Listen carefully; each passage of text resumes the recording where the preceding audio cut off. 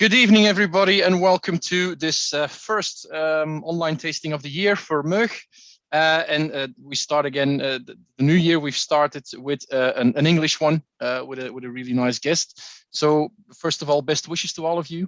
We wish you all the best, good health, and a lot of good drinks this year and all the years afterwards. And we're going to start this off with 6 really nice ones coming straight out of Campbeltown to you. In the end of the tasting, I'm going to make a little bit of advertisement for a couple of other tastings that are coming up, but I do that in the end so we can start tasting as soon as possible. The man next to me that you are all seeing now, I don't really have to introduce him to you guys. I think you all know him. Or better even, since I haven't prepared this, I'll let them introduce himself to you. So, Mark Watt, welcome to the tasting. Thank you. Good to be here. I wish I was in Belgium, but yes. You know, it's one of these things. But someday we'll be there again. But it's good to be here. I know most of you could think of better ways of spending your Friday night, so I appreciate you. I appreciate you coming to listen to us speak rubbish for however long we're going to do it. The sooner we stop, Mark, the better, because bars close at 11 here in Belgium. So 12. Oh yeah, it's changed again. Yeah, it's trying to keep up. It's ridiculous. That's why. The only thing is, if they shut the bars earlier, you just start drinking earlier. It's it's like when they change the clocks an hour, so you just change your drinking an hour. You just adjust. We are a very adjustable species, mankind. Yeah, it's one of the things we've got going for us. Yeah. So kidding aside, Mark, what are we going to do tonight?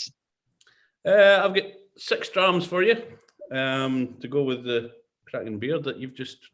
I was going to say just poured me, but you. And we'll just have a chat, and if anybody's got any questions, we'll take them and go with the flow.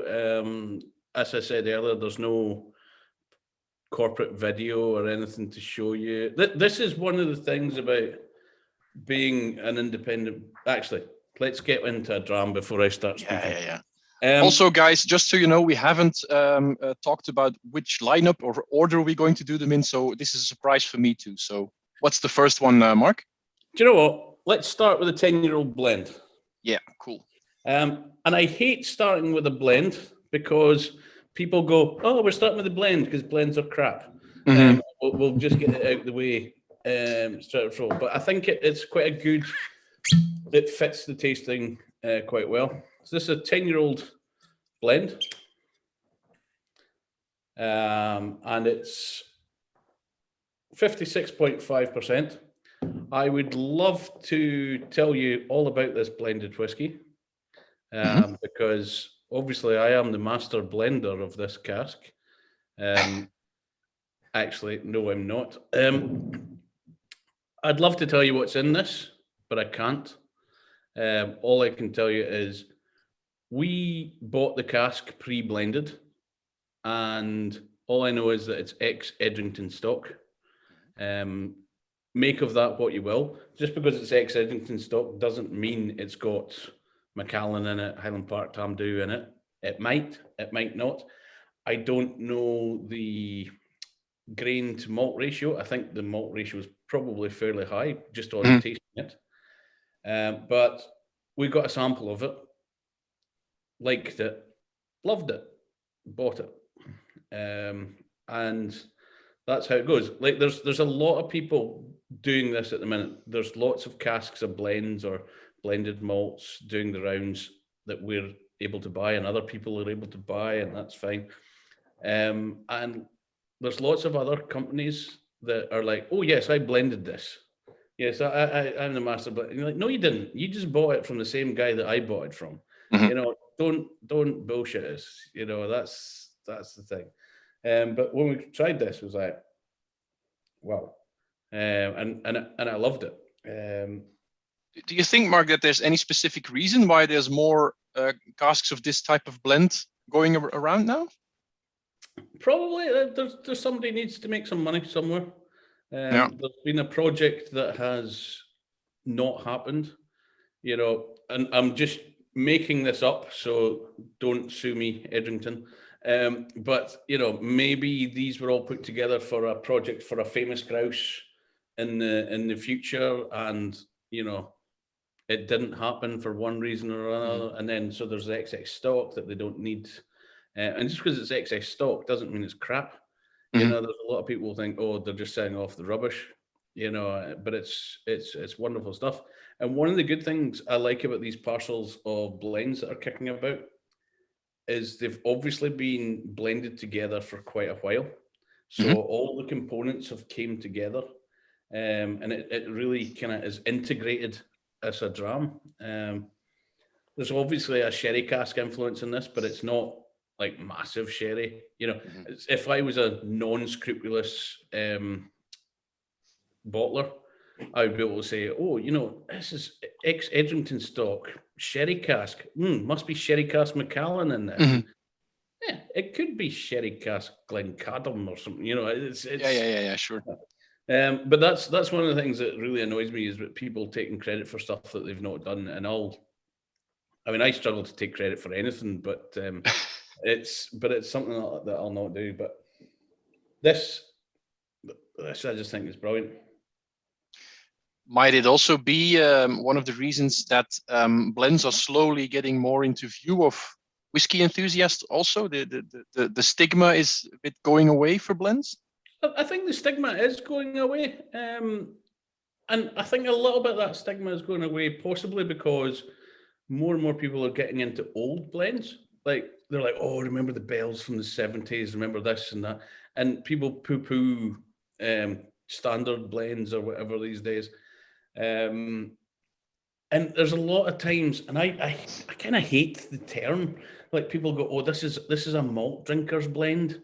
When a malt drinker can't afford to drink a malt, it's like, no, it's not a malt drinker's blend. Well, it's a whiskey drinker's blend.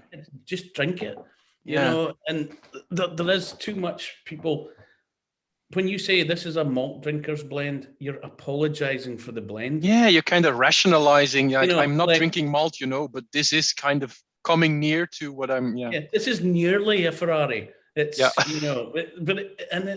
like, no, it tastes good. It's always been my philosophy, and with everything is, if it tastes good, bottle it. As long as it meets certain criteria, that the price is right, etc. But I think this is excellent. I was really pleased. We actually bought 2 casks of this. We bought this one, which was cask number 1, and it's after we bought it, we bought a second cask number 2, and we actually bought the cask number 2 blind. That was one of the first casks. We've only ever bought 2 casks blind without trying them.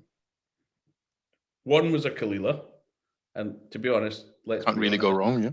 If you buy a bad Kalila, that's a good thing, because then you can like go, we bottled the crap Kalila.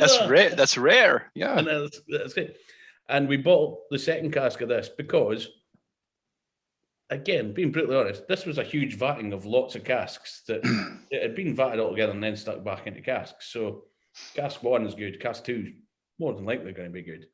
And so we did get that. And then that was the 11-year-old we bottled for the Krusne restaurant. So and I was really pleased to see that they were happy to take a blend as a special release. So, but yeah, so we'll bottle anything as long as we like it. It's hopefully you guys all like this as well. Yeah, guys, if anybody wants to add something or share something, you can do that. If you're kind of shy to do it in the group, just put it in the chat, and I'm following the chat too. So, but in any case, don't be shy. Just share and talk to us. I mean, that makes it more fun. Makes it easier for me. Yeah. It's but I'm really pleased with that. There's been quite a bit coming out of Edrington. Well, over the years, all those 1980 blends that everyone was doing.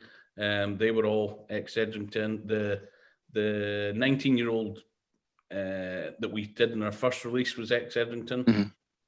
But we did an 18-year-old blend recently in the last release, and that was super rare because it wasn't from Edrington.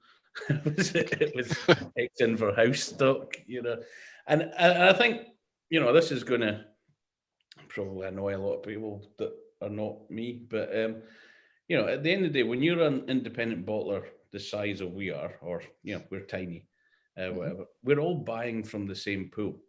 So we're all buying. If a parcel of blend this good comes up, jump on it. We're all jumping on it. As I say, other people will stick a brand name on it and call it. I'm trying not to come up with a name that would get me in trouble, but Mark's Blend or whatever, and then we've specially done this or we've done that, and we're not going to do that. But maybe this is a good time because you're always talking about we. Watt Whisky is, or the Campbeltown Whisky Company, I should say, because Watt Whisky is a brand of the Campbeltown Whisky Company. It's not just you; it's you and Kate. And yes, very much so. They shouldn't be forgotten, I think. And Kate would be here if we didn't have kids. But at this time of night, it's just crazy. So we're just like, I'll come to the office and you can do the next one. So maybe if you get Watt Whisky on again, you can get Kate and you can get some proper stories. But we set up, 2019, we set up. I needed a job. I was at Cairn Heads, no longer at Cairn Heads, needed a job and thought, what am I going to do? I want to stay in the whiskey industry because I don't know anything else and don't really know the whiskey industry, but I don't know anything. I want to stay in the whiskey industry, but I also want to stay in Campbeltown because I love it down here. I've been down here 7 years now. And it's a great place to bring up kids. It would be nice if it was a little bit closer to somewhere else, but it is a great place. And unless Glen Scotia was going to give me a job, my options were fairly limited. I was very lucky. I got several offers for jobs that in different circumstances I would bite your hand off for. But they meant maybe moving to London or traveling lots. And we discussed earlier before I was on, I've done 20 years of traveling around the world. And don't get me wrong, I want to travel around the world again, but I don't want to be traveling every weekend like I used to. I've got a young family and whatever. And Kate I'd always joked with Kate saying I'd love to own my own independent bottling company, but was only joking. I didn't think it would actually be a possibility because you look at I worked for Cairn Heads, I worked for Duncan Taylor, both big companies. So I was used to dealing with fairly big numbers. So not thinking that, little old Mark numbers could work. And a few things fell into place, and we registered Campbeltown Whisky Company because we looked it up and like, no one's got the name Campbeltown Whisky Company. It's like, I'm having that. It sounds like a multinational, Mark. Yeah, I know, which is even better now that there's all these rumors of new distilleries being built in Campbeltown. Maybe I can sell them the name, and then retire. So I think we got in just ahead of the curve. But then, as it turns out, and this is going off on a tangent, but as it turns out, if you use the name of a region on your label, all the whiskey has to be from that region. Okay. Because we wanted it to be Campbeltown Whisky Company Blend, Campbeltown Whisky Company Manickmore. Yeah. And we couldn't do that. It was against the rules. Would have been a lot of Glen Scotia's bottles then. Yes. And so it was like, and that's where, initially I didn't want to call it Watt Whisky because it's a bit, I know I've got a massive ego, but it's a bit big-headed to name your whiskey company after yourself. Even Johnny Walker waited until his grandson before he started calling it after himself. It's, but it worked and it was a nice alliteration. And Kate Kate was pregnant at the time, so weren't sure how much she was going to be involved, but she was very much behind it as well. And today, Kate and I, we're both 50-50 on, well, I was going to say 50-50 on every decision. But Kate has all the decisions. But it's very good. And we always said before we started working together, we should never work together because we'd kill each other. Yeah. But it's been 2 years now, and we're still happily married, and You're both still alive. Both still alive. I think it's because Kate knows if I go missing, she's prime target. Prime target. Yeah, so it's very much the two of us, but it's really nice that, because Kate's industry, 20 years as well. She was at Springbank, she was at Glen Spey, so it's not like, if Kate had started up the company and she took me in and I'd been working in a shoe shop for 20 years and then not knowing the industry or how it goes. So we both bring quite a lot to the company. And Kate, if I'm being honest, Kate's palate is phenomenal. She thinks she's not a geek, or she's not that good, but she's just she is. She's more than she is. And we always have this thing that when it comes to selecting casks, I get final say. But if Kate was to say that we shouldn't bottle something, then I would like to think that I wouldn't be bottling it anyway. Yeah. So we've got fairly similar palates, and so far we've not had any major issues. Yeah, well, I think it's just she's the less visible one of the two of you, I think, and also because you have been so visible in the whiskey industry for the last 20 years or so. And also, she's less visible in Belgium because I want to keep Belgium. Although she is trying to wangle for a tour of the French-speaking part because she's fluent in French. Okay. And I was like, you can go to Belgium as many times as you want, as long as you bring an empty suitcase, fill it with beer and take it home. So yeah. So the plan is hopefully someday, once the kids are up a bit, we'll both be able to come across. Cool. Because last year we only did 2 shows in the entire year. We did the whiskey show in London, and Kate did that, and I did Spirits in the Sky. So yeah, it's so she's possibly a little bit less known in some parts.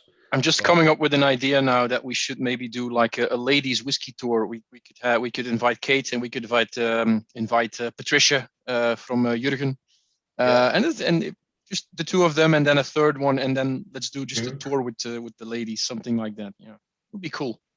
But so she is involved, but because we don't do anything, which sounds terrible. We don't have a distillery. Yeah, you don't produce. You mean to say? We don't have a bottling hall. I look out of my living room window, and Springbank and the bottling hall is right out there. But our whiskey gets bottled in Fife, in Dumfries. Sorry, not in Fife. At Claxton's, they're a good bunch of guys. Bottle some great whiskey themselves, and so. Like we've done a bottling this week, which I think may be finished, but it might not. It'll be coming out in a couple of weeks or so, probably a month before it gets to Brexit, 2 months before it gets to Belgium. But it's quite funny because I've never seen a cask that we've bottled. Actually, I've seen a photo of one when we re-racked it, and David Stirk happened to be there when he was re-racking it, and he took a photo of it and sent it to me, and that was the first time I'd seen a photo of our casks. But again, we're quite open with that. It's like I've seen whiskey being bottled.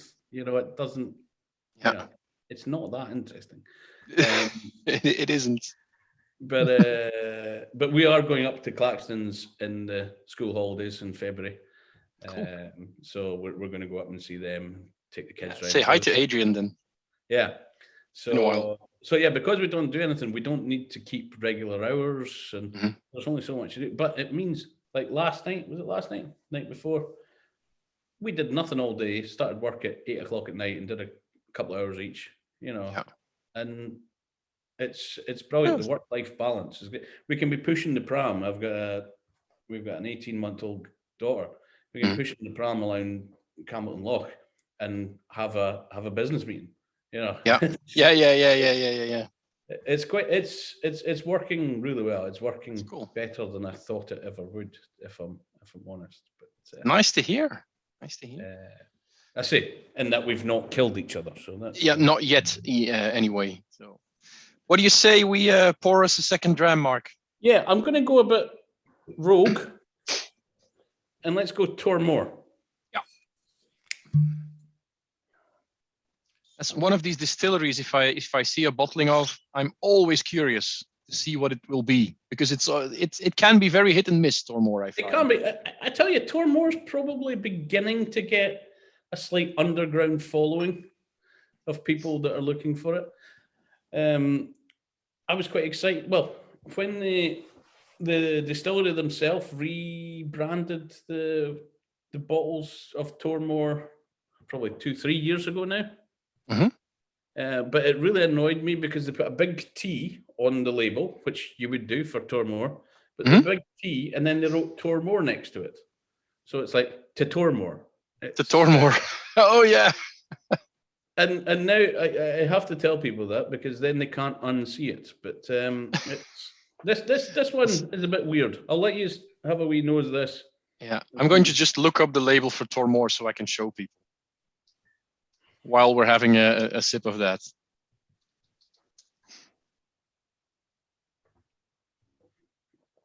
Aren't you afraid of cowboys in the industry? Yes, I am afraid of cowboys in the industry, Sebastian, but thankfully I know the good guys. I know the sheriff. So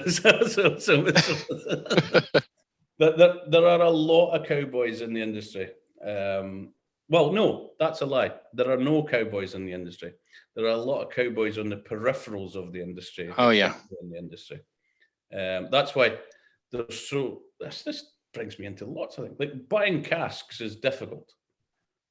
It's not difficult. It is difficult if you don't know the right thing, or if you don't know what you're doing. Probably in the last 5 months, I've been offered 4,000 casks to buy. wow. Obviously, at Watt Whisky, we don't have that kind of money. Yeah. But of those 4,000 casks, some of them have been sensible. A lot of them have been at ridiculous prices. Mm-hmm. But one of the big things is there are a lot of people making on that they are big whiskey barons, and they have huge collections of casks. And, oh, here's my list of casks. Please come and buy from, I'm a whiskey broker, buy my cask. And like, you don't own that, you know, which is fair enough. And I'll hold my hands up. I do a little bit of business on the side with a company called Cask Trade. They're a broker of, well, they're a cask seller. They do, being honest, they do a little bit of the investment stuff, which I don't necessarily agree with. But what I do like about them is every single cask that they own, every single cask that's on their list, they own. Yeah. And I send out their price list, and if someone buys something, I make a small percentage. But when I send the price list out, it's got Cask Trade written all over it. I'm very obvious that it's Cask Trade. It's not my stock. You know, I'm just, I'm here to make a commission, you know, because things are going well, but any extra money is always Yeah, sure. But yet there are other people who take that list and then add on 1,000, 2,000 pounds of cask, and then push it around as if it's their own list. Yeah. I've had people offer, like there was one day I got offered, well, not one day, it was within a week. I got offered the same cask 5 times by 5 different people. No.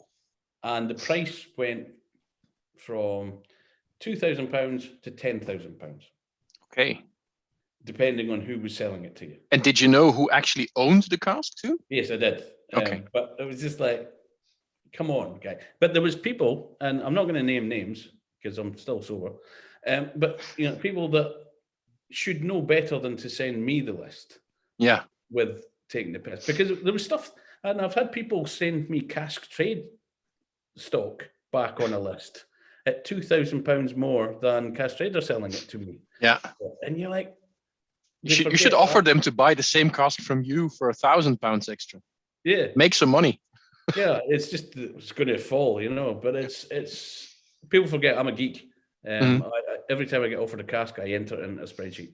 It's like boom, boom, boom. Yeah. So there are cowboys out there, but it's not as bad. It's not as bad if you know the right people. Like Kate and I are lucky, 20 years each in the industry. We know a lot of people. We're possibly a step closer to the source than a lot of people would be. There's this wonderful image that we go to distilleries and buy casks. It doesn't happen. Well, that's a lie. We have bought directly from 3 casks, from 3 distilleries, which I'm pretty proud of, because I think in the last 20 years I've bought from 4 distilleries directly. So,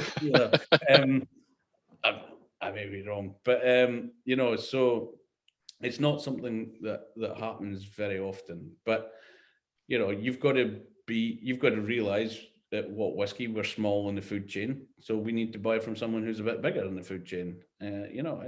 But we're closer up than we would be, and luckily we know a lot of people that like us. Yeah, or maybe we just know where the bodies are, and we get samples off of people, because this is the thing: when you're buying from people that don't own the cask, that they need to buy it from someone who needs to buy it from someone else, who needs to buy it from someone else before you can sell it to your customer. You're not going to get samples. No. And we're very lucky that we get samples. And this is another thing. Most independent bottlers will say to you, we reject 95% of all samples sent. I reckon we've probably rejected 5% of the samples we've been sent.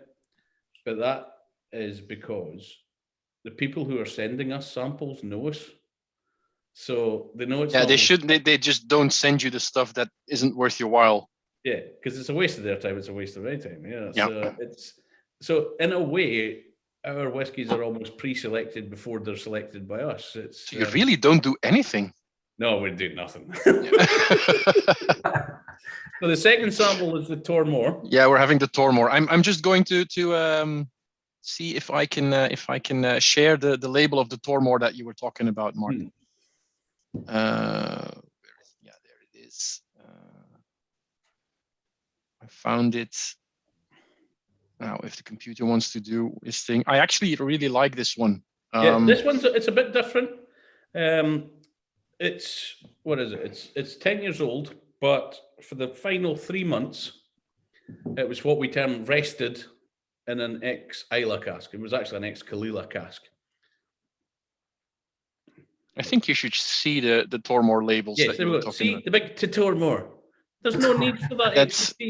It's very annoying, actually. Now you're talking about it, and now you will never unsee that. No, yeah, you've ruined the brand for everybody. Because I think it's other than that, it's brilliant branding, but it's it's just a great cooperation with tenants, isn't it? With tenants, yeah. Yes, the big T. Yeah. So our Tormore. Anyway, back to your Tormore. Our Tormore. Finished, rested for 3 months in an ex-Caol Ila cask, an ex-Caol Ila cask. We didn't do that. It had been put in to the cask before we tried it, so it wasn't one that we had re-racked. We use the term rested rather than finished, because for me, 3 months isn't a finish. Mm-hmm. It's just getting. And with this, I think it's nice. You get a little bit of the smoke, a little bit there, but it's not like in your face, over the top. It's quite hard to detect. If you don't know it, it's quite hard to detect. Even there's something faintly smoky about it, but for me, at last, it's after the fact. I mean, after I've read it, and after you told me, it's like, okay, that makes sense now. But whereas if this was very smoky, I would call it a finish. Mm-hmm. It's quite funny. I was watching a video earlier of another independent bottle. Like, they're all very good people, etc., etc. But he was saying how he'd re-racked something for 8 months, nearly 9 months in a secondary cask. And he said, well, it's a finish, but it's almost more a second maturation. I was like, no, it's not. That's not a second maturation, but like, again, that's just me. And that's where we started it with the Manic More we did in the first release that had been 3, 4, 5, 6 months, whatever it was, in an ex-cognac cask. And I hadn't tried it before. And I thought that the cask had added something to it, possibly, but it hadn't changed the spirit that much. Like with this Tormore, it's added, but it's not finished it. So that's where we use the term rested rather than finished, because it's still allowing the. I'm just saying it goes well with the beer. I'm going to have. Yeah. Peter says something interesting. Yeah, indeed, it goes well with the lupulus. I think it's the fruitiness of the beer that goes well with the opposite, basically, that the whiskey is. It's more oily. It's grassy. It's It's a good catch there, Peter. That is a good catch. So yeah, again, I love bottling things like Tormore. Mm-hmm. The good thing is, I have always liked bottling the underdogs, and this is no disrespect to Tormore. It's even if they do have an extra T, that it's good whiskey, good brand, etc. Tormore's, Balmenich's, Dalyewans. Mm-hmm. Even if you go back far enough, when I worked at Duncan Taylor, I was always championing Capardonic, and everyone was like, nah. They closed that distillery. Why would you want that? There's a reason for that they closed it. Yeah. So I've always been championing in the smaller brands, the more unknown distilleries, if that makes sense. Mm-hmm. Even when I worked for Duncan Taylor and had Bowmores and Highland Parks, I worked for Cadenheads and had access to Springbanks and Ardbegs and Lafroigs and everything. And luckily now I can't afford those things, so mm-hmm. It still works that we're championing the Tormores and the Manic Moors and things like that. Is it because we were talking about that earlier, that you can't really bottle a bad Kalila, for example?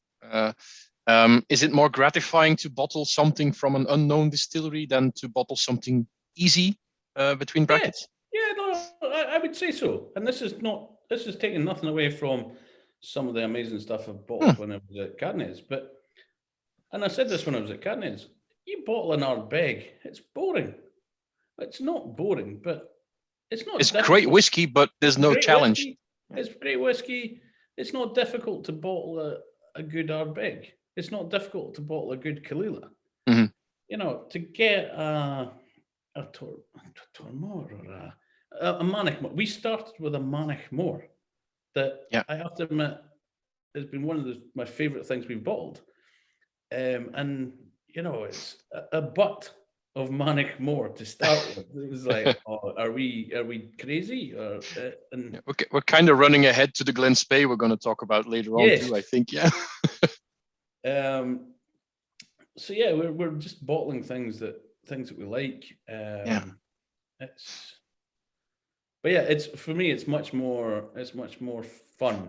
And is that maybe also, Mark, because you and me and everybody here is a whiskey geek, that we're looking forward more to those little hidden gems, those special things, those more unique things? Is that maybe one of the reasons?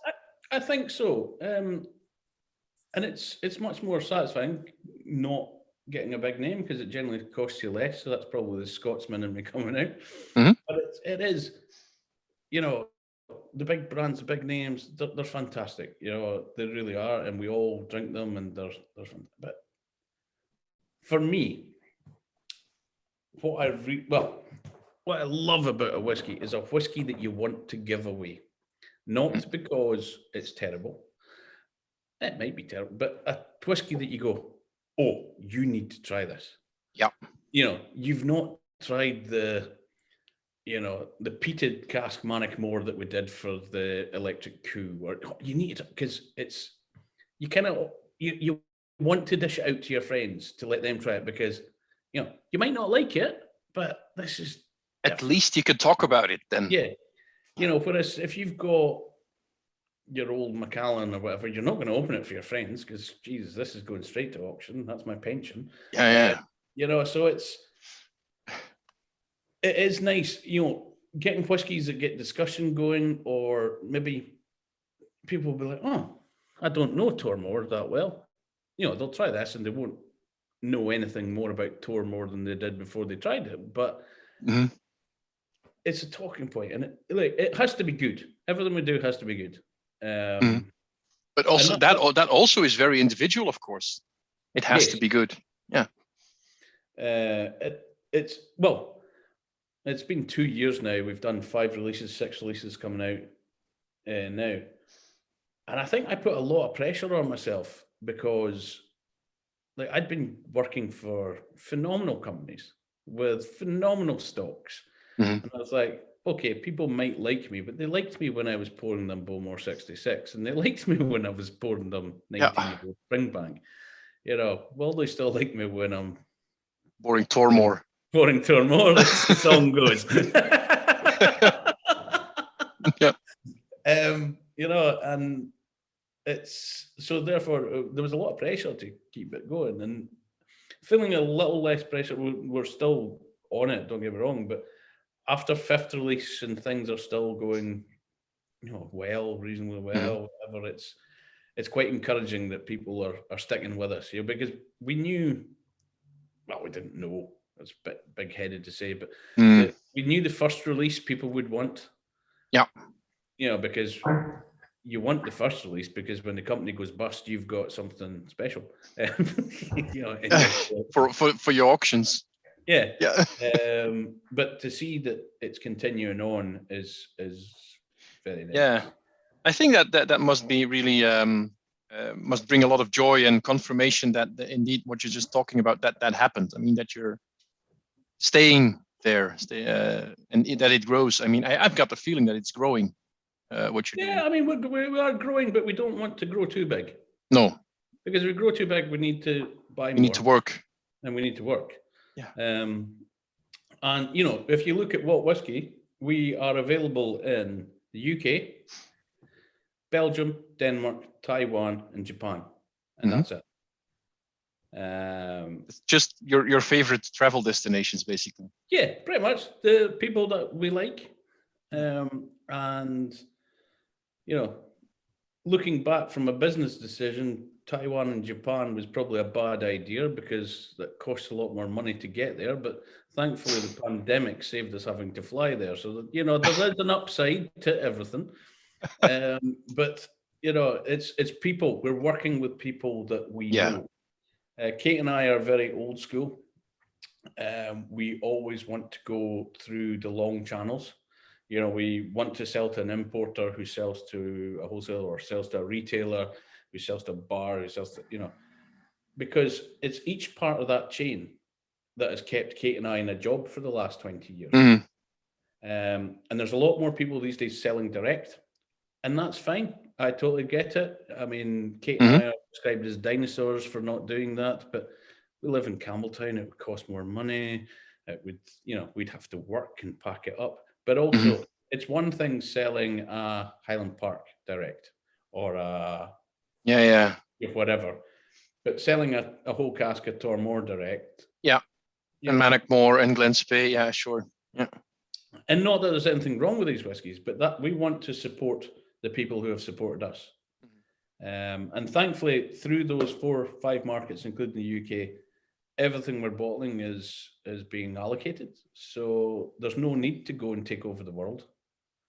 You know, we've got contacts we've had people from probably another 12, 13, 14 countries wanting to buy our stuff.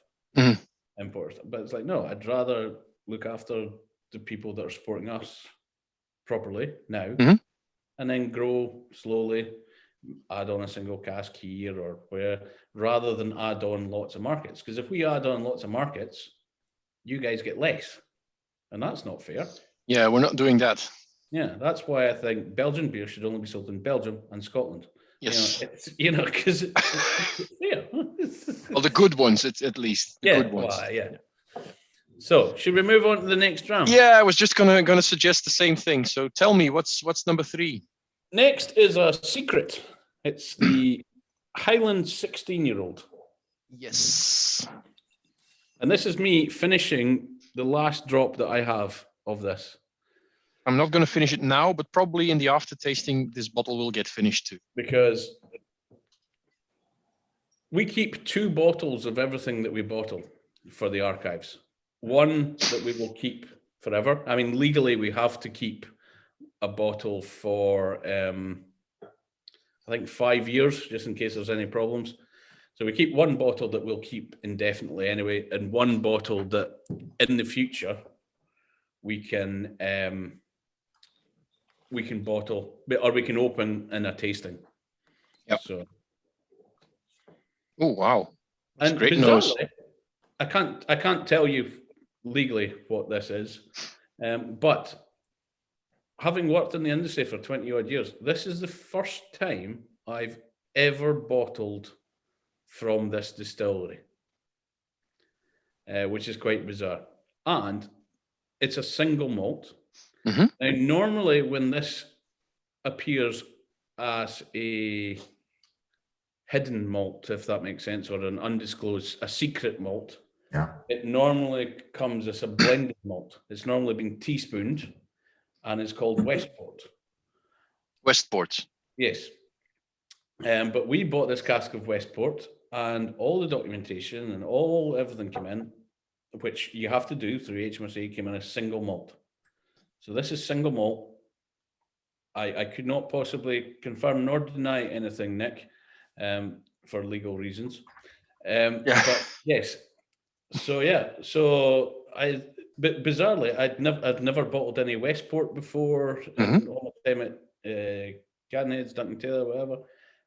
Even when I was at the Scotch Malt Whisky Society as a student, they hadn't done a one from this distillery. I nearly said the name there, but that's so this 16-year-old, this one we reduced to 57.1. So it was sitting around about 64, 65% ABV. Wow, at 16-year-old. Yeah, I mean it was redonkulous. I liked it at that strength. I think it's better at this. Our preferred reduced strength, like most people will do 46 or 43 or whatever is the reduced strength. Our preferred reduced strength is 57.1.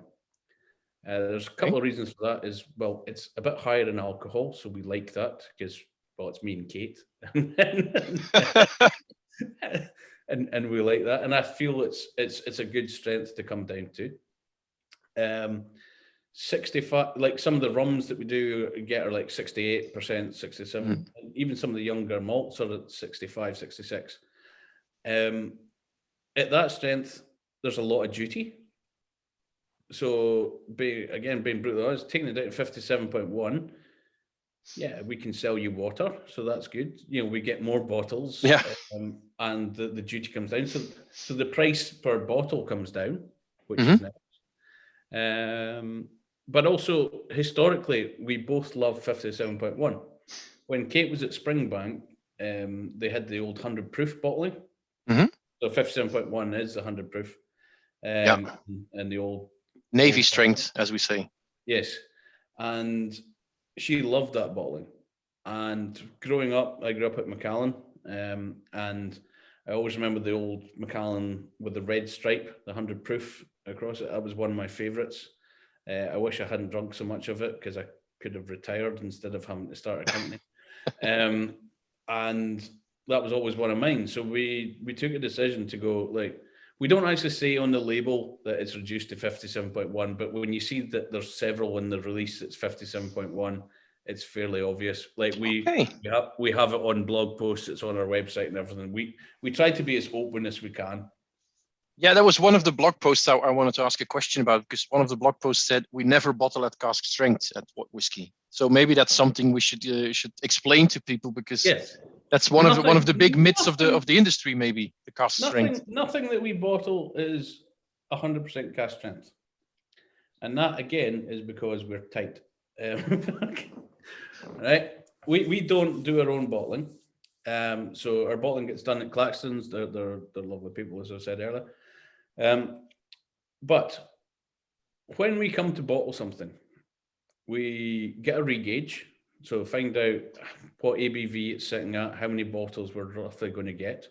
But then it possibly won't get bottled immediately because, well, we need to buy the labels, we need to do them. So it may take 4, 5, 6 weeks, maybe even longer. It can sometimes take, a few months before it's bottled. So what we could do is we could get it bottled, find out exactly the ABV it was bottled at, and then print the labels. But then you get a double handling charge of maybe another £1.50 per bottle. And I know you're all sitting going, £1.50 per bottle is nothing. And yes, we've only done 10, 12,000 bottles, which is about, 15. Still £15,000, yeah. £15,000 to me is a lot of bloody money, So to prevent that, we say, right, take the strength down by 0.5% or 1%, depending on how long it's been since the regauge, and then we can print the labels in advance. The labels go on at the time of bottling, and it saves us money, which therefore saves you money.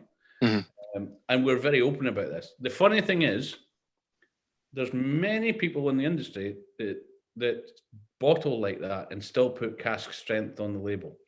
And I know, like, when we did our labels, we went to the SWA, Scottish Whisky Association, and their lawyers their legal team looked at it, because we wanted to make sure our labels were, legal as anything, because I didn't want the expense of sending stuff out and then having to recall it. Yeah, and then relabeling and whatever, because someone would shop us.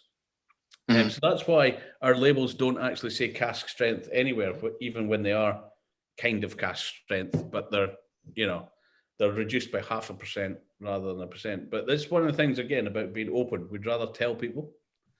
We don't have to.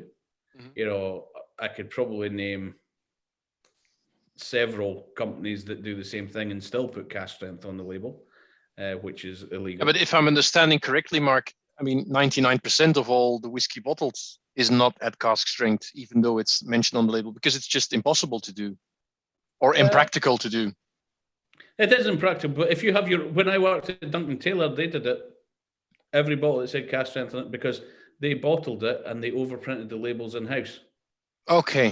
So 100%. Yeah.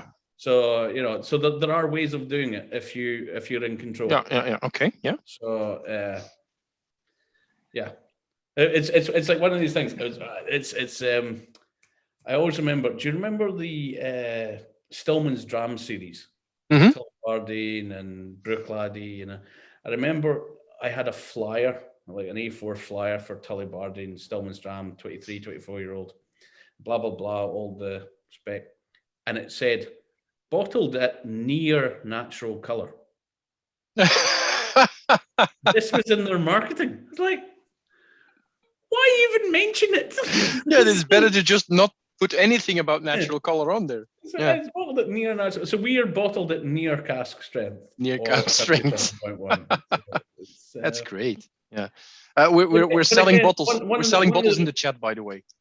What's that? We're selling bottles in the chat because I don't sell bottles, but Thomas from Tastu is in the tasting, and Ernst Jan really would like a bottle of this, and I know that they're still at Tastu available, these bottles. So these guys should meet up sometime. Well, that's good to know. But yeah, it's, again, we'd like to be honest, because sometimes you might send out a cask sample to someone in advance or for a tasting or whatever, and it's at 61.2%, and then when it's bottled, it's at 58.6%. And people are like, why is that? And they ask questions and go, yeah, it's because we reduced it. And if you are open and upfront, it saves so much problems. And it's also like, yeah, let's be open, let's be honest. And it's not even just the money. It takes longer time to relabel things. Yeah, as I said, it's impractical. It's just, yeah. By the way, this is great stuff. People in the chat are agreeing, but I really love this. I was really pleased when I got the sample of it. It's just like, yeah, that's good stuff. And again, I can't remember how much this was. It was it wasn't cheap. Don't get me wrong, but this is from the last release, right? From the 5th release, I think. I think it was from the 5th release. Yeah. There was 628 bottles of this because Yep. obviously it was a full butt that had probably been filled fairly recently. Mm-hmm. This is another thing you won't find in our labels. It doesn't say single cask anywhere. And this is because there is a new, it's not a ruling yet, but it's a suggestion that it should be, if that makes sense, that unless a whiskey has spent its whole life in a single cask, it shouldn't be called a single cask. Mm-hmm. And let's be honest, this 16-year-old single malt, I have no idea its history, to be honest. Well, I do, but it was probably all vatted together at one point with lots of other stuff and then re-racked into cask, like most stuff is. Yeah. And then we've taken it from a single cask, which is why, if you look at the electric coup bottlings that we do, that I've done with David Stark, we actually write taken from a single cask rather than... Yeah, cool. These are actually not available in Belgium, I think. So no, they are. They're not. And I'm kind of mad about that because that's the next thing I'm going to contact you and David about. Is I want to do an electric coup tasting. I'm sure we can do that. Yeah. Where was I going with that? Yeah. So we don't even put single cask on it because we know this is possibly going to come down the line. So we're future proofing ourselves. Yeah. I mean, we do right. This is from sherry butt. Yeah. Refill sherry butts. And again, the fact it's refill for me is brilliant because first fill would have killed this. Yeah. Yeah, I can imagine.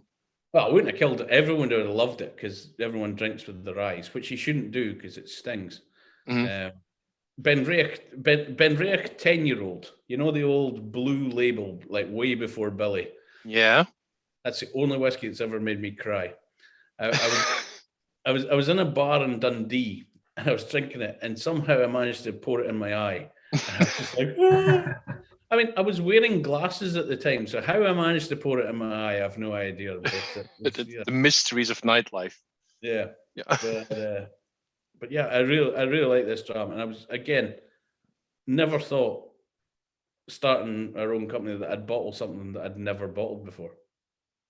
Are there still other distilleries around that you've never bottled? I mean, let's just keep it to Scottish distilleries, maybe. But it's probably a hard question. It's quite a hard question. I did actually have a flick through the Malt Whisky yearbook not that long ago, and I was like, Dalwhinnie. I've never bottled a Dalwhinnie. I don't think I've ever seen an independent Dalwhinnie. Cadenheads used to have some long time ago, and I've never bottled an Oban. Yeah. Or a Talisker, actually. Yeah, Talisker is also difficult. Usually it's in a different name.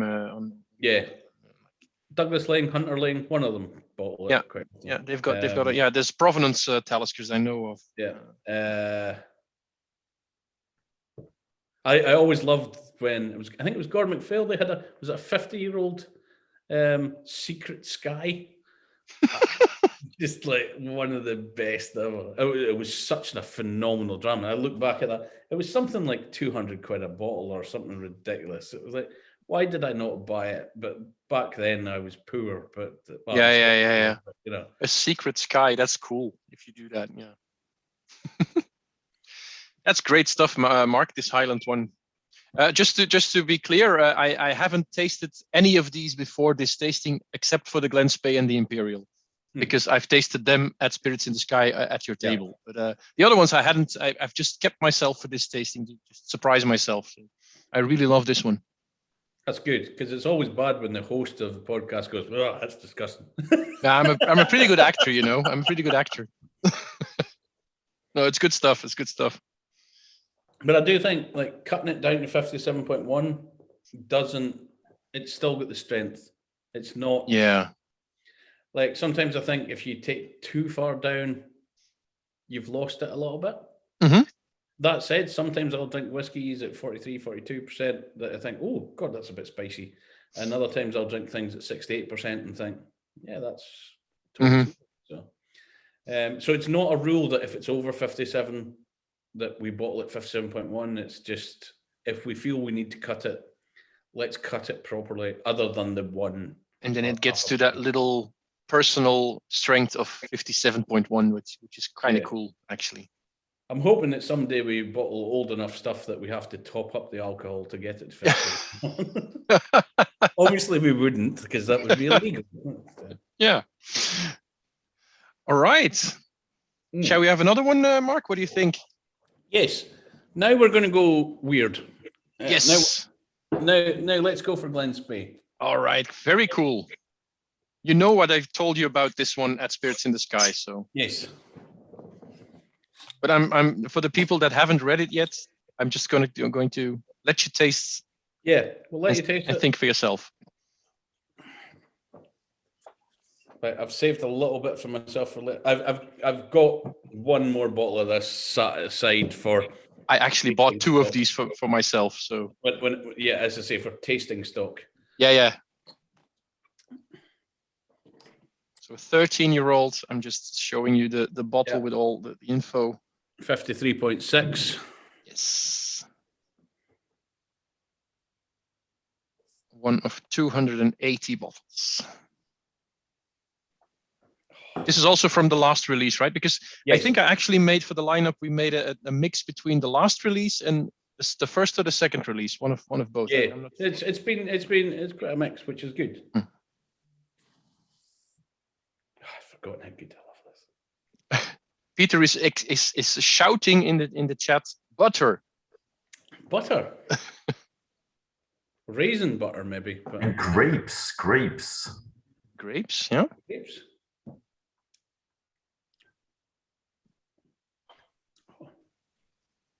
This is cool stuff.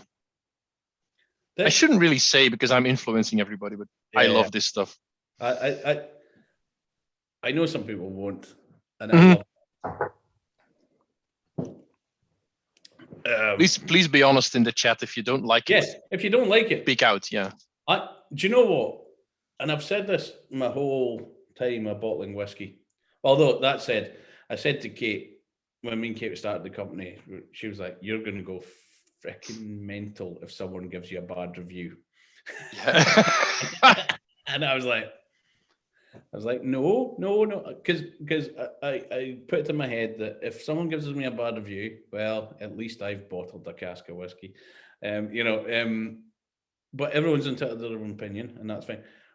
But I actually hate it when people like everything. That sounds terrible, but when people go, "Oh, I like that. Oh, I like that one. I like that one." I'd rather like if someone didn't like the Tormore or didn't like the blend, that's fine. If you say it's a bad whiskey, then I'll be like, "Nah, it's not a bad whiskey. It's just not to your taste." But I'd rather people have an opinion, than don't, if that makes it. So very short finish, unfortunately, or fortunately for some people, if they don't like it. So we're now slowly inducing people to say negative stuff about this. But when we got the sample of this, I was sat around this table and with 30, 40 samples we were trying. It was actually trying samples with David Stirk. We were sat around trying samples for Electrocute, and I was like, bang, I love this. I'm having this. I was like, either we'll have it as my Electric Coup half, but I want it for Watt Whisky. If I'm honest, I wouldn't have bottled this in the first release or the second release because it's a bit wacky. It's a risk. It's a risk. Yeah. But got all cocky, and by fifth release, we're like, we can do this. Yeah. But I love it's been put into sherry for, again, 3 months just. And I love whoever said marzipan. It's on the back of the Peter. Yep. Marzipan is one of the tasting notes I wrote, so you're obviously as delusional as I am. So that's good. There's also balsamic, which is also a cool tasting note to have on a whiskey. The balsamic for me just shines through, and the kind of sour balsamic, but in a good way. Like I love balsamic. I drink balsamic vinegar, out of champagne flutes. I am that kind of like a salad for me. you should just like dip stuff in a bowl of balsamic. It's it's great, and for me, it's got that, and it's got the story. Like I wrote a blog post about this, how it kind of reminds me of the Duchess de Bourgogne. Yeah, actually, Nick is saying it in the chat right now. It reminds him of a beer like Rodenbach or like a little sour, lots of fruit, stuff like that. Yeah, and I love that style. I know not everyone does, but it's Oud-Bruin, it's called. Yeah, yeah, and it's I love giving this. At Spirits in the Sky, I was like, you won't like this, and people were like, I love it. Yeah. And there's nothing wrong with not liking it, and there's nothing wrong with liking it. And I know that this is just going to split opinion, but you, even if you don't like it, you can understand why we bottled it. Mm. It's got Watt Whisky written all over it. It's mad, it's crazy, but it's good. Yeah, it's not crazy for being crazy's sake. Yeah, it's not a gimmick. Yeah, it's just good. It's good whiskey, but with a very special, unique flavor. That's maybe the I think that's something I've asked people before, like especially independent bottlers who select from a wide variety of different distilleries, is how much of your personality is in what you bottle. Can you find like a red thread or a thread through all your bottlings that tells you us something about you? That's a very good question, and I don't know if you know Ollie Chilton from Specialty Drinks. Mm-hmm. He does all the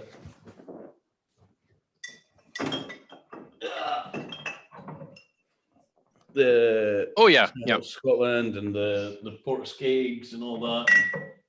Yeah, he's a good mate of mine. I don't think he gets the credit he necessarily deserves in the industry because he doesn't shout as much as I do. Mm-hmm. I'm meeting him for lunch tomorrow before he goes to Islay because he has to go and build a distillery on Islay. Not himself. I mean, seriously, like his hands have done even less work than mine. But it's I'm meeting him for lunch tomorrow, and he always says he says good independent bottlers, and I don't necessarily. I'm just using his words, but you can get the personality of the people through what they bottle, and I think that's true. Like you'll get me and Kate. This is our kind of style. You'll get and I think that's more so when there's one or two people selecting the casks. If you start getting to committees, because committees you end up with Brexit. It's you end up more mainstream. I mean, the edges get taken off. The edges get taken off, and so if you've got you may have a bottler that prefers this style, but they bottle that style, and you may have a bottler that prefers this style, so they bottle that style, but the customer merges to the style that they like, whether it's Watt Whisky style or someone else's style or whatever. There's no right or wrong. Mm-hmm. But I think it's important to have an almost identity through your bottlings. Mm-hmm. Even if you don't really know that you're doing it, it just kind of happens naturally. Yeah. But it's fun to see. I mean, if you're a bit longer in the whiskey world, and if you get to know people like you or other independent bottlers, you kind of start to see this. I mean, the why people bottle stuff, and you kind of get okay. I mean, I'm not as good as I'm not going to say that if I taste something blindly, I could say it's from you or from another different bottle. But after the fact, it's very obvious that this is something you would bottle, and probably not many other people would bottle, but you would do this, and it fits exactly. So yeah, and I think, and this is the thing as well. We're a small company, there's the two of us in the company. Mm-hmm. We're selling to 5 markets. I think we've done 12,000 bottles in the last 2 years. Don't get me wrong. It's not small. I mean, that's a business, bad. It's a business. It's not a hobby. It's enough to pay the mortgage. But I think, and I have no facts to back this up, but why would I let that ruin a good story. Mhm.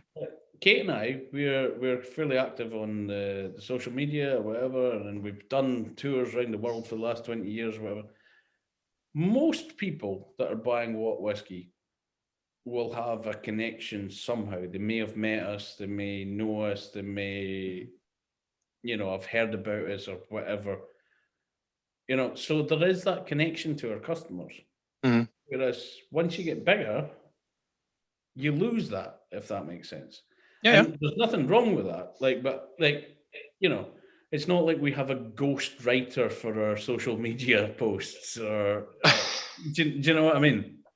And I think that's the ethos we want to keep.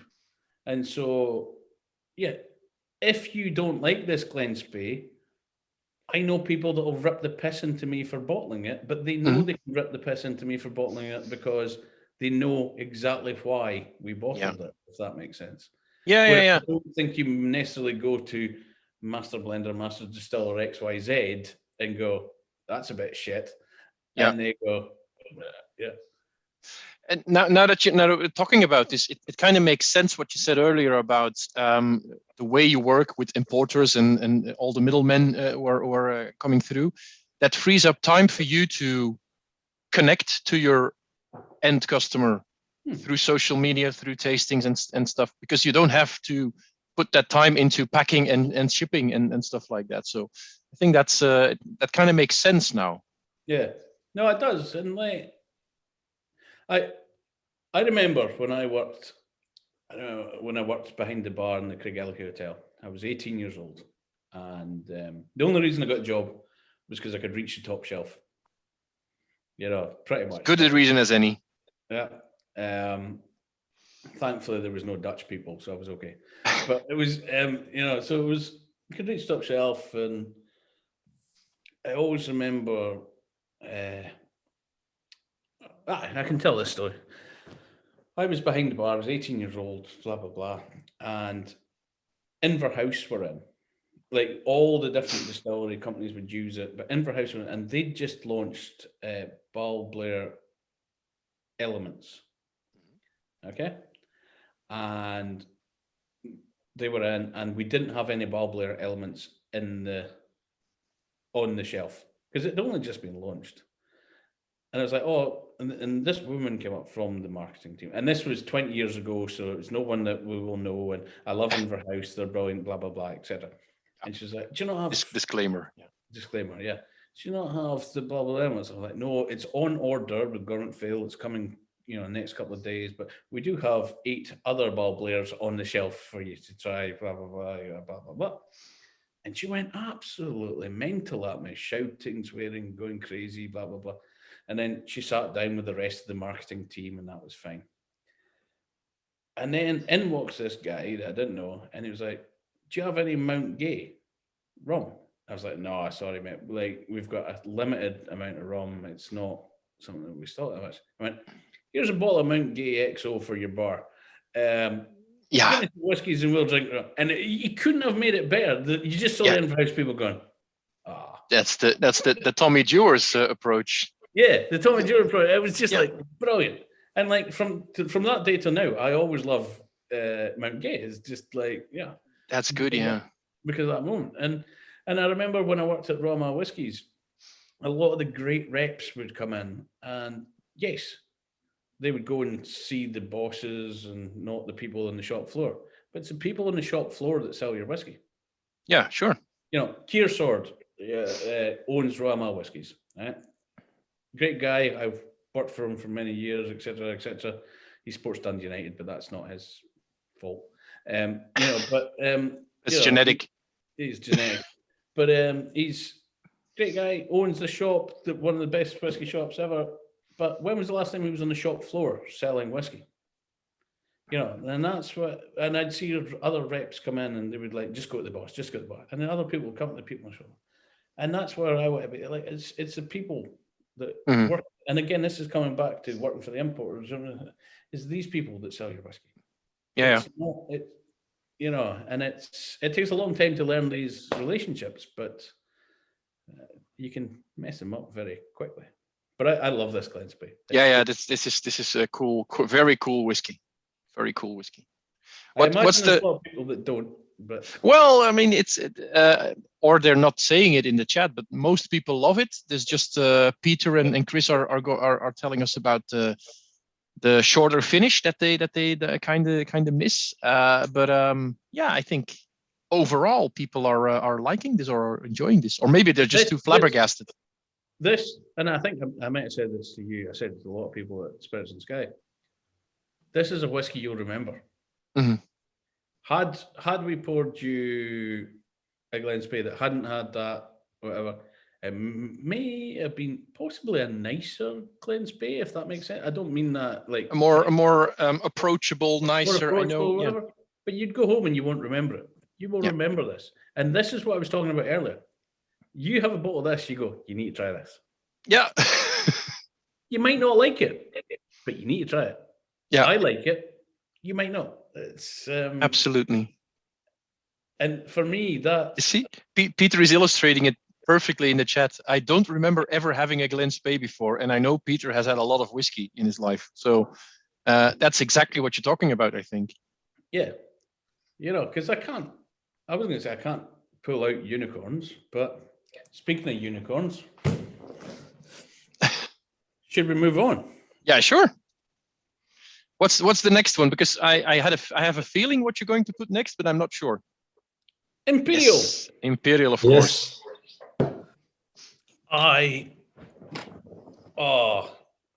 So amazed to get the chance to bottle this.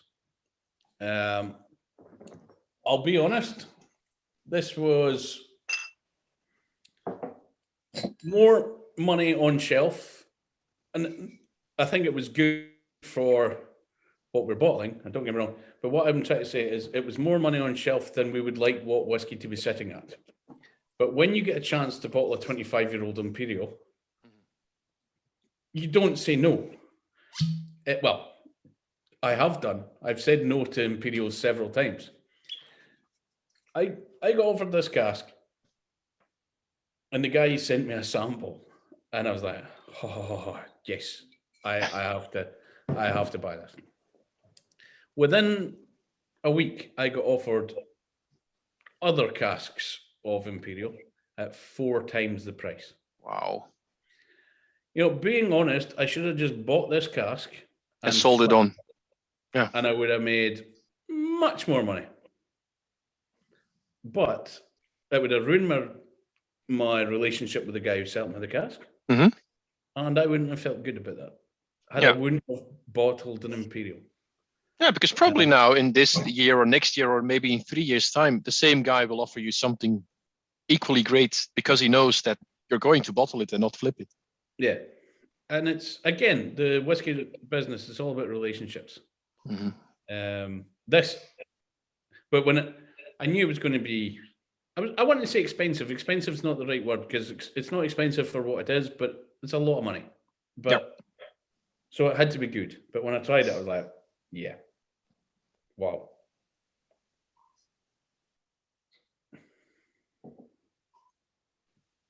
I think for a lot of people, this would have counted as like the headliner for this tasting. So I'm kind of curious what everybody thinks about this. So please share in the chat or speak up if you want to. I'm it's really one curious. of those ones where it's difficult because obviously this is the headliner of the tasting, so to speak. So it's difficult to know where to put it. Uh-huh. It's you don't want to go. You don't want to start with it. You don't want to finish with it's. But yeah, I love it. It's that fruitiness, the oiliness, the mouthfeel. Yeah, it's just got everything. If we're doing the same tasting blind, you could put it way more to the front, I think. Yes, absolutely. Yeah. But it's an Imperial. Yeah, you do some things you don't do. Do you know the funny thing is I've bottled lots of casks of Imperial over the years in my previous employment. I never really thought about it. And it was when we bottled this one, I took a sample up and gave it to my mum. And my mum went, do you know, when your dad was alive, he got offered a job at Imperial. It's like, what? So 1991, Imperial reopened, and Dad got offered a job. He had the paper and everything signed saying, like, here's a job, we'll take you on, we'll teach you to be a stillman, we'll teach you to be everything, blah, blah, blah, blah, blah, blah. And he turned it down and went to Macallan. Okay. So Macallan went, and Imperial went. I mean, imagine what could have been if Dad had taken that job. Now, Imperial would have been Hobbit Town right now then. But no, I've always loved Imperial. And again, back in my Duncan Taylor days, I remember bottling 8-year-old Imperial under the Battle Hill range. And it was like 20 quid a bottle. Yeah, I love it. Yeah, so it's 53.6%, one of 214 bottles, and it's a 1996 vintage. So. Yeah. And refill barrel, which is great for 25-year-old. It's still fresh, still syrupy. Is this something you prefer, refill barrels over first fills? At 25 years, yeah. Yeah, but in general? Sometimes I do love a first fill barrel every now and again, just gives you full on. We like you're in your face stuff, yeah. We bottled a first fill 8-year-old Aaron that was just phenomenal. I don't know. I don't think that cask would have been my taste at 15. It may have been over the top. But again, it's judge work. Everyone says, oh, we bottled this when it reached its peak. Bollocks. How do you know? Yeah. The only way you know when a cask has reached its peak is to let it go beyond and go, do you know, this was better last week. Yeah. Should have bottled it last year. Yeah. So it's all guesswork. Yeah. I've seen someone, Peter, saying only for whiskey lovers. Though. Yeah, it's about the Bjorn's remark. He wants to start a scent business with this scent, just the smell of this whiskey, and diffuse it in homes when you come home to just tell you. No, because you just get pissed. You'd be like, oh, I need to go and get drunk now. I need to buy some Imperial. But it's a very good question that you said that I have a scent that just have this. And it's a bit like non-alcoholic booze. Right? If you could have a non-alcoholic drink that tasted like this, I'd probably kill myself. I'd probably kill myself drinking this.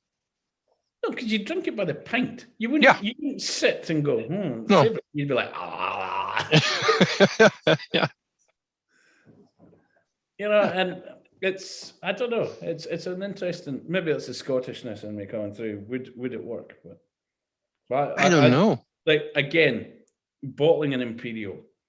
Like that's your T-shirt says it's a unicorn dram for me. Mm-hmm. Never thought it would happen. It happened through very fortuitous circumstances. Well, what happened was we'd bought a cask, I think 1974 in Invergordon. And it turned out there was hee-haw in the cask. Okay. Hee-haw is a technical term for nothing. And they went, oh, we'll make it up to you. We'll sell you something else. Would you like an Imperial? I was like, okay. Yeah. And they were like, we'll send you samples. I was like, I probably would have bought an Imperial blind, to be honest. But yeah. But it was a lot of money. And we only have, this is one of the most difficult things of having an independent bottling company when you're not rich. Because we have a budget, this much, for casks. But the problem is you don't want to spend all your budget, because if you spend all the way to the end of your budget and someone offers you an Imperial, I can't afford it. So you only spend half of it in case something really good comes about. Yeah.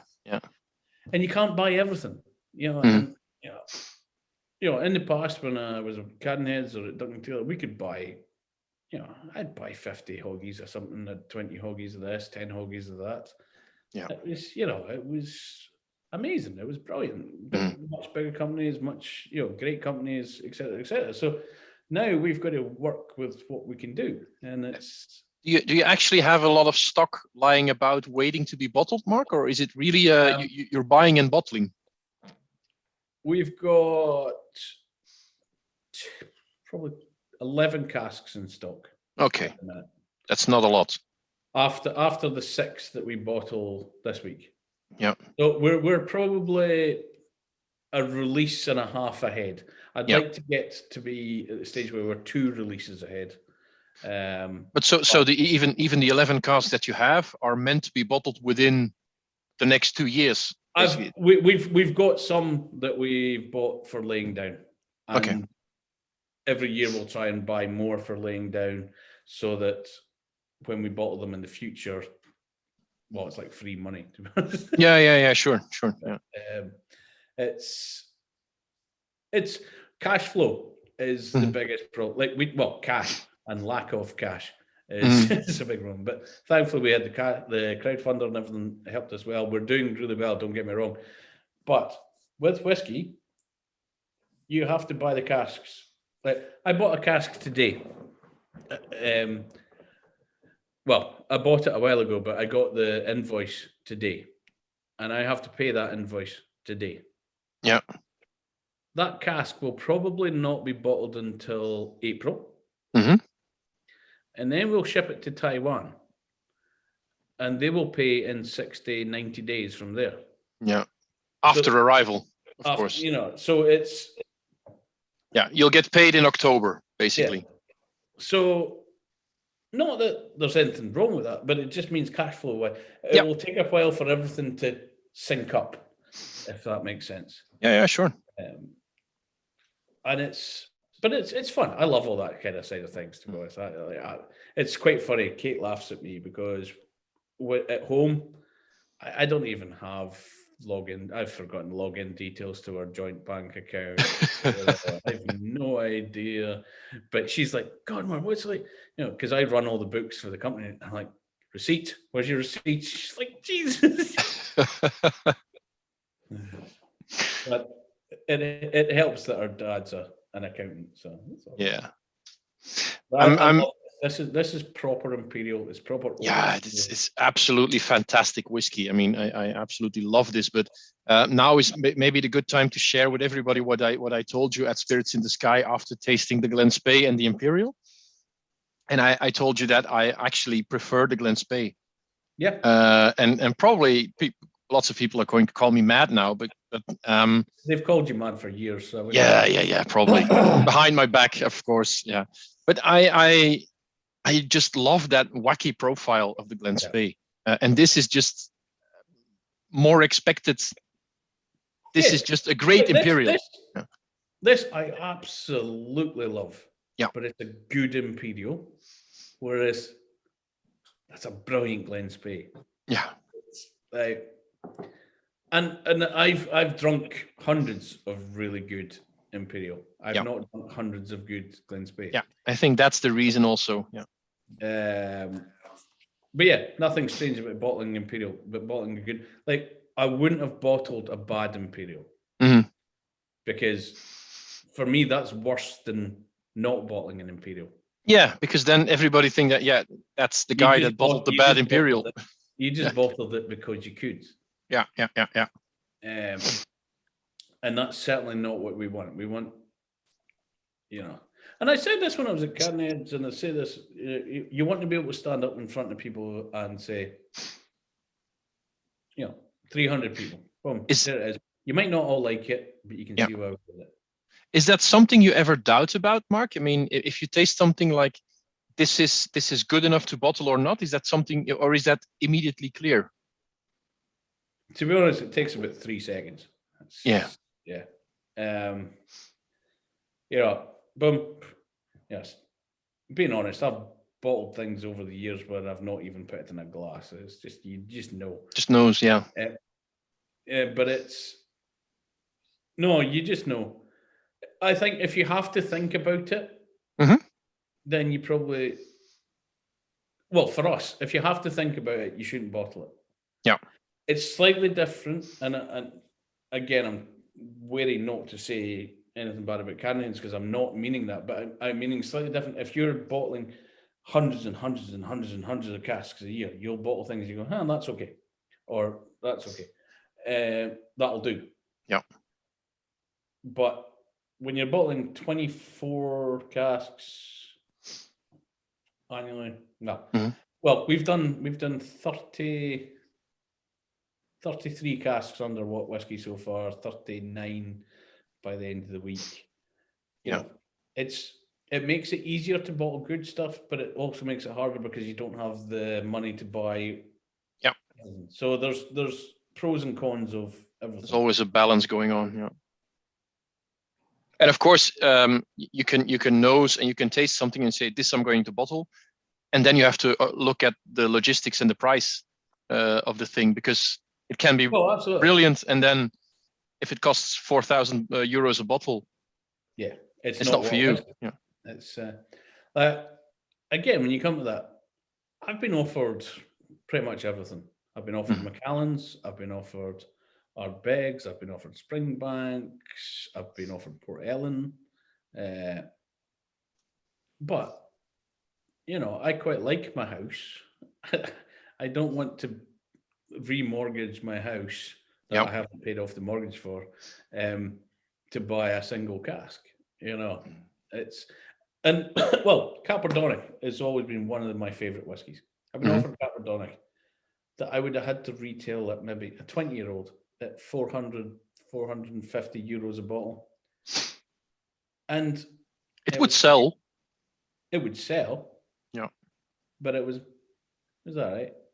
Mm. And I can't bottle a Campbeltown that's all right. Yeah. Unless it's at 50 euros a bottle. Do you know, it's... Yeah.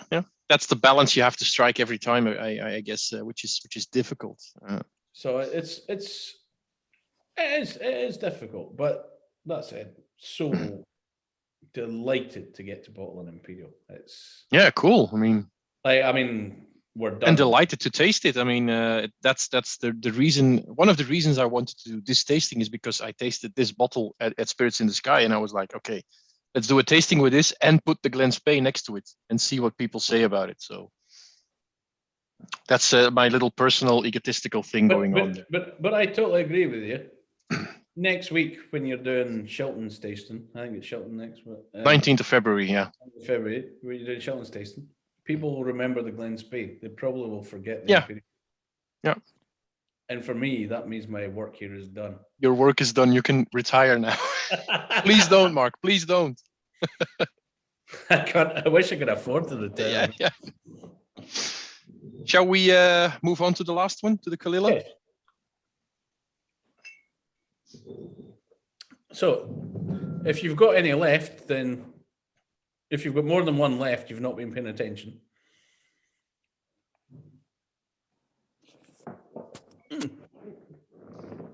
So, Kalila, this was the first bad Kalila that we found.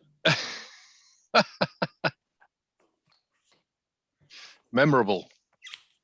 10-year-old Kalila, 58.2. Like,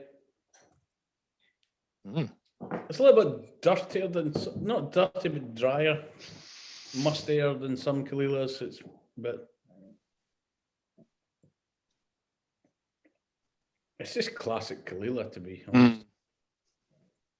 And this is one of the things I love about Kalila is it's a huge distillery. I don't know how many millions of liters they're pumping out a year, 5, 7, it's about 8. It's about 4 to 6. The last thing I read, I think. Whatever it is, but it's the total anti-craft movement. You know, I hate the craft. Like, I love craft beers and I love craft this and craft.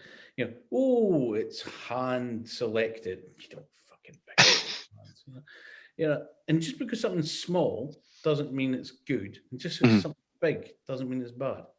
You know, you look at Kalila, boom, consistently, but consistently good, not consistently crap. You know, just consistently. Yeah. It's hard to find a bad Kalila, as you said. And it's like Ollie that was speaking about earlier. We were thinking about trying to have a tasting where we all try to enter the worst Kalilas we can have, you know, and just see where we can go with that.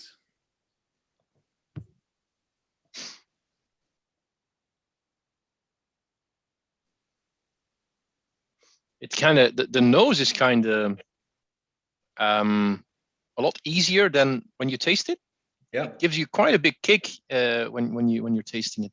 Something that I didn't expect from the nose, I would say. No, it's got more of a kick to it than. Yeah. But I quite like that. And it's almost got a kind of sourness to it, but in a good, but not like sour like the Glen Spey, but more a fresh sour, if that makes sense. It's just like slight tartness or however you call it. Yeah.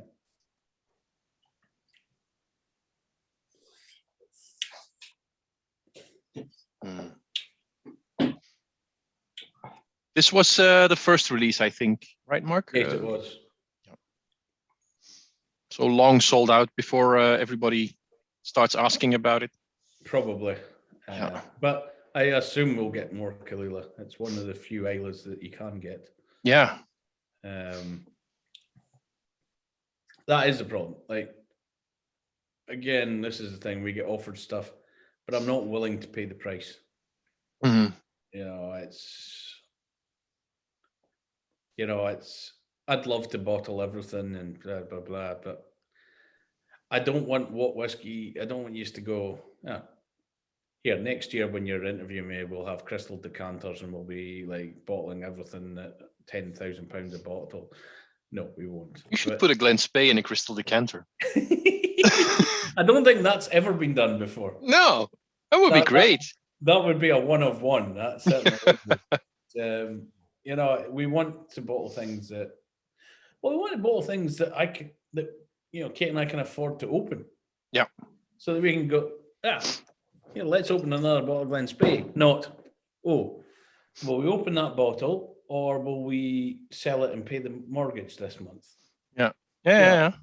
Don't get me wrong. The companies, we're doing well. We're able to pay our wages, etc. But you've got to think of these things. If you're selling bottles at £400, £500, £600, £700, £800 a bottle when there's only two of you in a company, that would make a significant difference to, whether you sell it or not would make a significant difference. Yeah, sure. The margins will be bigger because it's all percentage-wise, of course, but there's much bigger risk involved in, and also the cash flow thing you were talking about. I mean, if you have to wait for 8 months before you get paid, I mean, the cash flow thing makes a big difference. Yeah. But we're doing all right. It's actually we're doing bloody well. Don't get me wrong. Like it's went much better than I ever could have envisaged.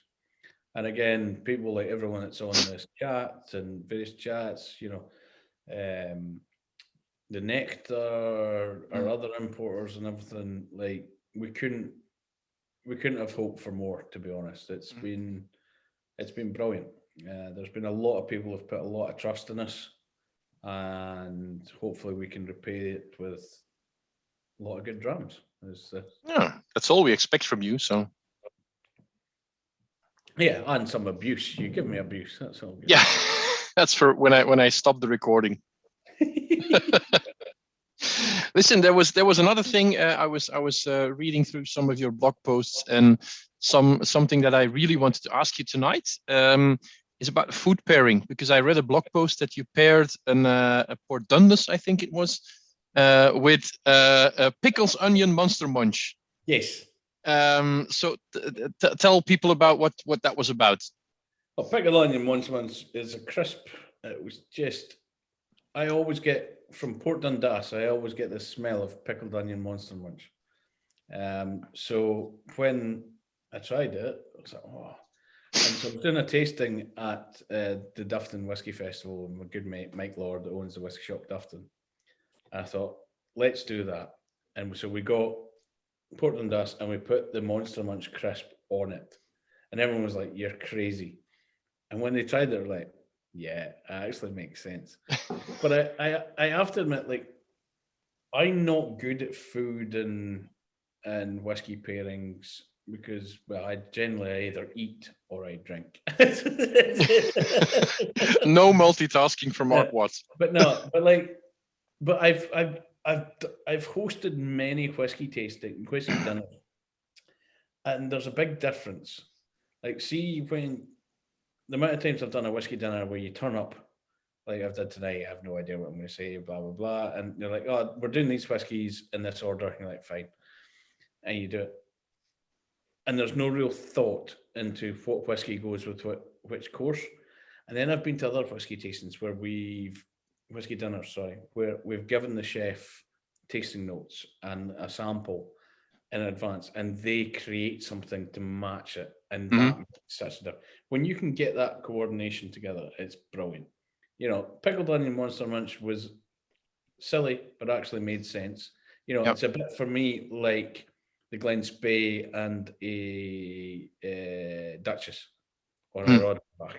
Or like Peter said about, I think it was the Tormore and the Lupulus. Yeah, when it works, it works. I remember being at tastings where we did 6 cheeses and 6 whiskies. Some of the cheese and whiskey combinations worked, and some just didn't. Like, oh, horrible.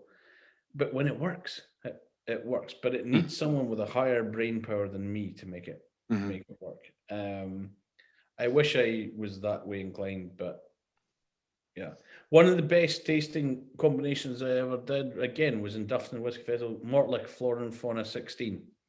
When I was a student, the only things I had in my house was a box of Jaffa cakes and a bottle of Mortlach 16. And I found they worked really well together. And then one day I was doing a tasting in Duffton of Mortlach 16, and I retold this story. And someone in the audience had a box of Jaffa cakes. No. We gave everyone in the audience a Jaffa cake, and we drank Mortlach 16 Flora and Fauna with a Jaffa cake. It was brilliant.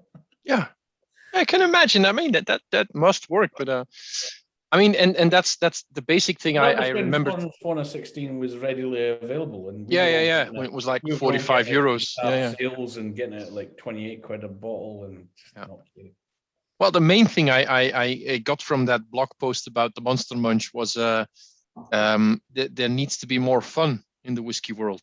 We need to get off our serious clouds and do stuff like that. I mean, if it works, it works, and just don't shy away from the Monster Munch. If it works, it works.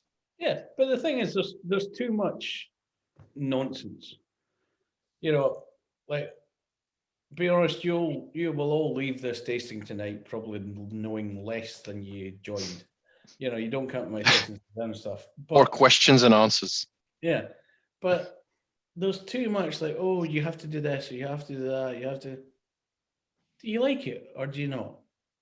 You know, and it's at the end of it, it's an alcohol. It's an alcoholic product. It should be enjoyed. It should be enjoyed like that. Well, it should be enjoyed in person with groups of people, but like that with lots of people. You know, don't get me wrong. It's sometimes nice to go home, pour yourself a dram, kick the dog. I don't have a dog, so it doesn't matter. But you know, it's just like but like it's just that kind of. It's nice to do that, but it's much better. And the Glen Spey is a thing. Boom, try this. Here, try this. Yeah. But again, the thing I love about the Glen Spey, and this is just coming to me, is it's a try this, but it's without showing off. Because you pull out a 1974 Ardbeg and go, here, try this, you're showing off. Yeah. With the Glen Spey, there's an element of risk. Because you're a 13-year-old Glen Spey, people are like, what the fuck? Yeah. But it's not risk because you go, you might or you might not. Yeah. But you're not showing off. You're not going, oh, look how much money I have. I'm going to open a Glen Spey and let you try it. Yeah. The only thing you can really lose is your credibility if you're giving people something really weird. My credibility was long gone. So it's... well, yeah. No issue there. But you know what I mean? It is.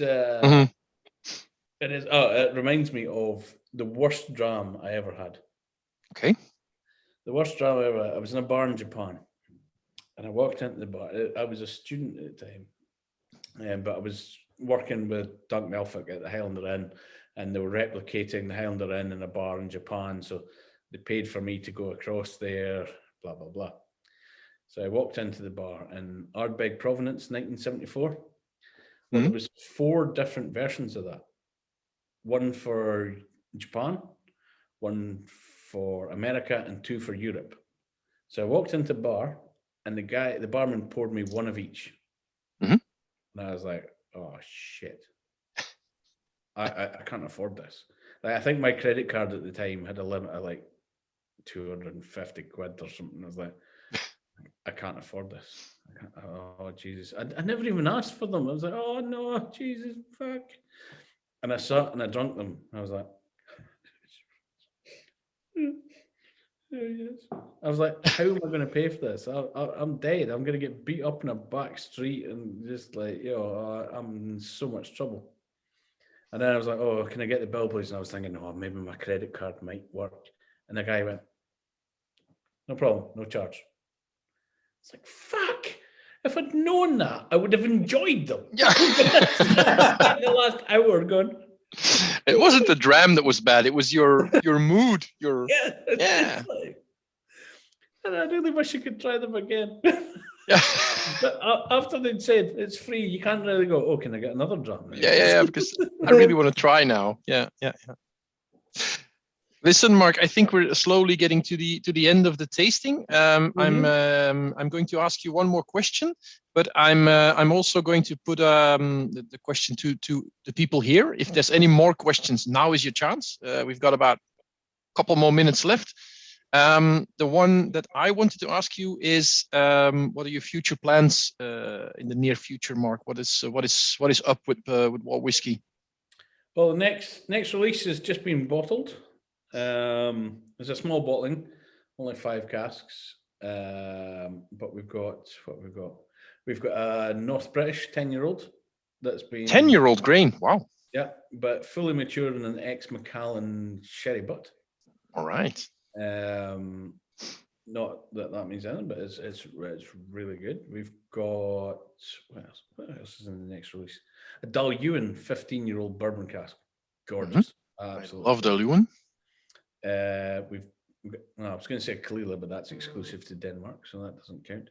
We've got a 21-year-old sherry cask peated Highland. And normally when it's like the Peated Highland that we had tonight, I know where it comes from. This one, I have no idea. But there's not many options, right? Peated Highland. Yeah, 21-year-old. Yeah.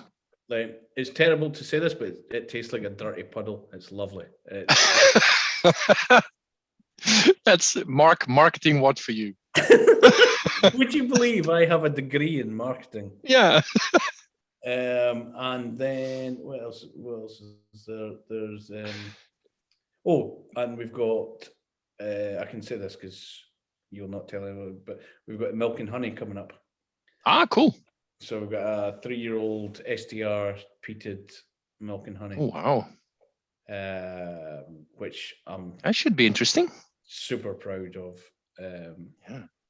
So yeah. So there's that, and then we've got our open day in May. Is that together with the Springbank Festival, or? Yeah, Springbank. It's Malts Festival, Springbank Festival. So Springbank's Cairntun's on the Tuesday, Springbank's Glen Scotia's on the Wednesday, Springbank's on the Thursday. Friday is Kilkerran and Cadenheads. I just forgot where you work for. And then Saturday we're spinning on a day at the end for Watt Whisky and friends, because obviously we don't have enough whiskey for an open day. So there's us, potentially Aaron, potentially Single Gas Nation. Okay. Just basically it's Watt Whisky and friends. So it's people that we like that will come down and we'll just all get drunk together in a responsible way. Of course. I mean, it ties in with it. It's the same day as Lagavulin Day, so I know Lagavulin are really worried that we're going to get their sales. Yeah. There's going to be me and a blind dog in the. I can imagine the uproar in the offices when they saw that you were organizing this. Yeah. So. Yeah. Cool. Yeah. So that's about it, and hopefully maybe do 4 releases this year rather than 3, but. There's no plan to take over the world. Yeah. All right. Keep it as it is. And okay, yes, I'll be at Maltstock. You'll be at Maltstock. Yeah, that was one of the questions. And then the other one is there a difference in philosophy between Watt Whisky and Electric Coup? Nah, it's got to be the same. Apart from me and David have a bit more fun with the labels. It's a bit crazier. One of the best ones are the Electric Coup labels. In the recent Electric Coup, we did a Glen Ila, and on the back label, we took the piss because Billy Walker, whenever he takes over a distillery, puts a capital letter in the middle of the name. So it's Glen Ila or Ben Drake or Glendronach or whatever. So on our back label, we have lots of nonsense. So we decided we would put a random capital letter anywhere. So anytime we mention Glen Ila, so it would be G capital L, E capital N. It would just put random capital letters. And David and I thought this was fucking hilarious. You know, we were pissed at the time. We thought this was great. And then I was doing a tasting with it. And then we looked at the back label. And it turns out that the printers had obviously went, oh, they've obviously messed up here. No. And changed it all to be normal. I was like, oh, come on. The whole point of the back label gone. Yeah. So I was gutted. So we might have to bottle another Glen Ila or something. Yeah. So, and is that more annoying than the Tormore, or is I mean that's annoying because it should have been there, but the Tormore shouldn't be there. So it's. I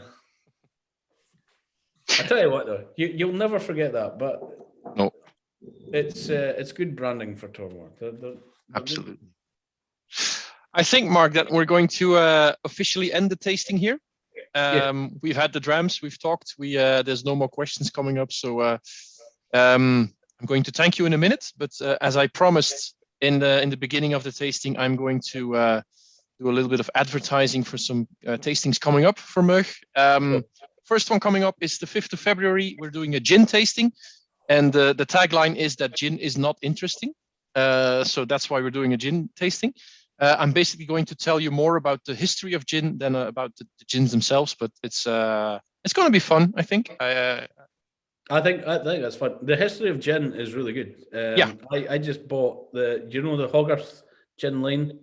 Yeah, that's in the tasting. I just bought that Gin Lane and Beer Lane and Beer Street. Yeah, cool. Beer Street. Sorry, I got them from the office. So yeah. Yeah. That's a brilliant etch. I think it is. So. Yes. So that's coming up the 5th of February, and then the 19th of February. That's something we launched today. Actually, we're going to do milk and honey tasting, and the reason for that is that Shilton Almeida is the new guy behind milk and honey, and we're doing the first online tasting in Belgium with Shilton for that. The great thing is, there's only been 2 Watt whiskies for non-Scottish. Well, actually, we're going to have an English one as well. But the first one was Paul John, and then it's milk and honey. And so I'm just following Shilton around. So we do have an English whiskey coming up. So I'm not sure whether Shilton has to join the English whiskey company. Would be quite a quick transfer if he changes now. But I don't think he's going to do it. But the milk and honey tasting will be amazing. Yeah, I think it's going to be good. So it'll be Shilton, and then it'll be Tormore Goren, the head distiller for milk and honey, will be there. Great guy. And we're going to have 7 drams of milk and honey. So that's going to be quite cool. And then can't really tell you yet, but the April 16th, a bit further in the future, we're going to have another whiskey tasting, and that will be with somebody named Cameron, who also is in Campbeltown, from a company that's been mentioned several times tonight. So we're going to do a Cannonheads tasting with Cameron.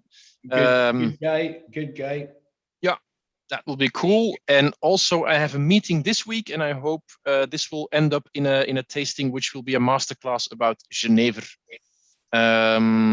which is also a very cool spirit from Belgium. But I can't really promote that yet because it's not planned yet. Is there any chance the Geneva tasting will be in English? It's probably not going to be in English, but I can certainly ship you some samples, Mark. So no worries about that. So anyway, keep an eye out on the social media, on the website from the newsletter for all tastings coming up. Mark, the only thing that rests is to thank you very much for giving us your time, for sharing your drams with us. Obviously, people paid for them, but anyway, sharing that you shared them. So yeah, when the company's big enough, we can give you free drams. But yeah, I'll be mailing you every week about that from now on. No, guys, everybody, thank you very much for being here. I'm going to close down the official part of the tasting, stop the recording, and then, as probably most of you know, we're going to have a little bit of an after tasting. So we'll see where that ends up. So thanks a lot, and see you next time, guys.